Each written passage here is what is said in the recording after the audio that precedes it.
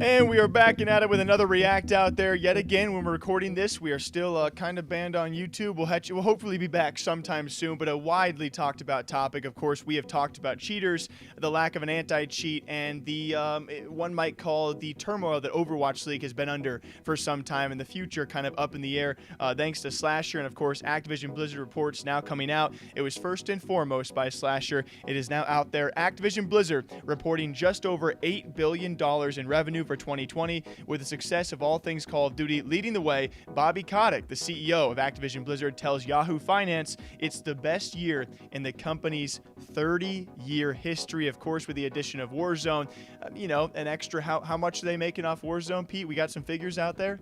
Yeah, off of Modern Warfare and Warzone microtransactions alone, and this is almost mainly Warzone.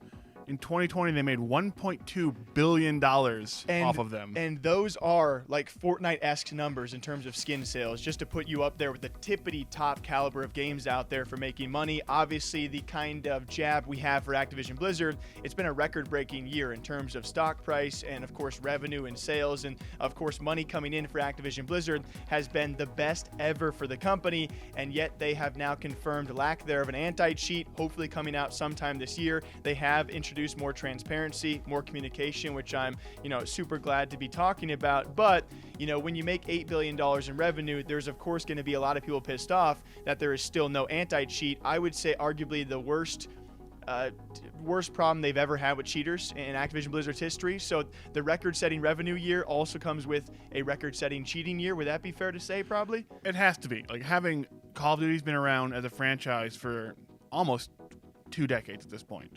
They've never had, and this goes back to the time when anti-cheat was barely a thing. Like when VAC was like a twinkle in Gabe Newell's eye.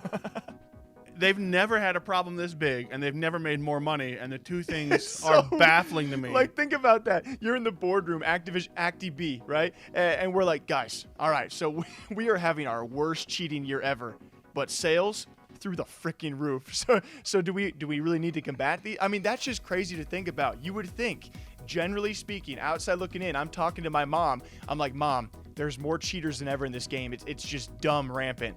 And she's like, oh, I bet sales are down, right? I bet they're struggling. No, they're doing better than they ever have been before. It's a wild thing, especially when you bring in another thing that's now been announced by Activision Blizzard, as they do not expect to release either Overwatch 2 or Diablo. Diablo not really for our audience, but Overwatch community in shambles, says Slasher. So Overwatch 2 yet again delayed throughout the entirety of 2021. That meaning OWL has to survive another season on Overwatch. This to me makes even less sense. It's like they made so much money last year that they want to get rid of it all this year. Because I don't know how you justify the Overwatch League staying on Overwatch, given how bad the ratings were and how down that player base is a year ago. Never mind now. It's just so wild that we've heard from people inside the company that, nothing's official, but we know that they've been working on this for multiple years. We're pretty sure it's, if not finished, very near its final form. And they're just pushing it back, which means they think they're going to make a ton of money off Warzone, which they still aren't going to make anti-cheat for them. Yeah, I mean, I don't think the signs of Warzone are slowing. We have so many complaints out there, but people are still willing to play. There is a breaking point, right? Just like for Fortnite, but that's usually when a new game comes to take away from that same genre. I don't know if we have a new Battle Royale because, kind of fun fact, Halo has also been delayed, right? And we don't think Halo's going to come with a Battle Royale, or at least not something labeled as. So is anything going to take away from Warzone? Does ActiB feel threatened? I would likely say no, but to your point as well, I think the one combated point, there's a diehard Overwatch audience, right? Viewership compared to Call of Duty League, if we get accurate results, is not too far off, right? But it's hard to find very, very accurate results for viewership for the leagues. This year it actually took a big hit. The year before it was pretty comparable, but this year, so far at least, Call of Duty League is still up, and Overwatch is at its lowest numbers ever on YouTube. It's about... For most average events, it's about a half to a third of what CDL gets.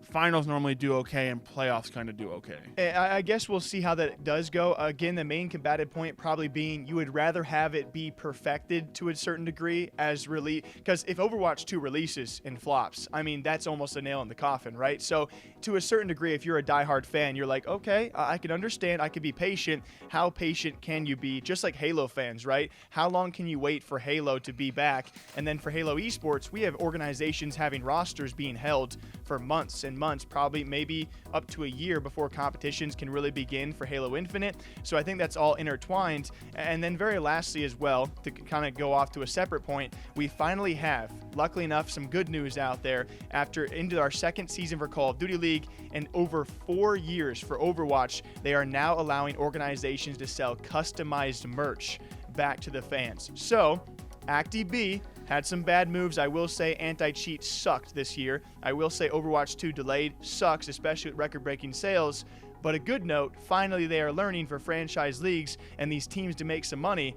We're going to allow you to sell personal merch to your fans. Yeah, and that was always kind of a wild thing that most people didn't know. They didn't know that they couldn't People did not know, yeah. They didn't realize that they weren't in control of their own merch design to a large degree. Heavily restricted as to what they could do. That's why we saw that's why we saw Huntsman very limited in their first year, which likely would have been one of the more profitable organizations for merch. You would think with Hex at the helm, they'd have some pretty great merch. And then the other thing that we can only hope for as a positive for Activision is maybe Activision Blizzard is saying this now, knowing that if another title killer comes out, if the next Warzone comes out and all of a sudden Warzone starts to fade the way of Fortnite, but it doesn't have those, those concert events and the other silly social things that Fortnite does to kind of prop it up, even though it's, dying off, then you pull out of your back pocket, well, maybe Diablo 4 is coming out this year. Yeah. Or Overwatch 2 is going to have a launch this year. So I think the best hope is that they have to say this now,